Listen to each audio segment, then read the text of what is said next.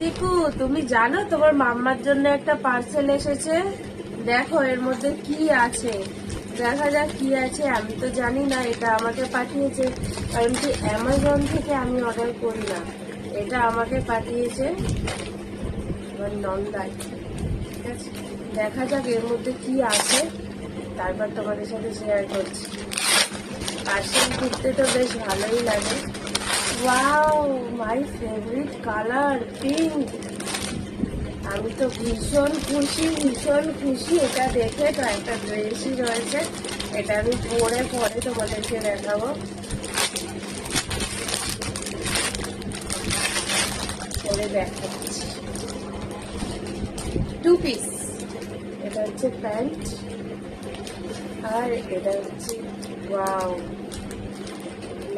জামাটা ভীষণ পছন্দ হয়েছে, ভীষণ।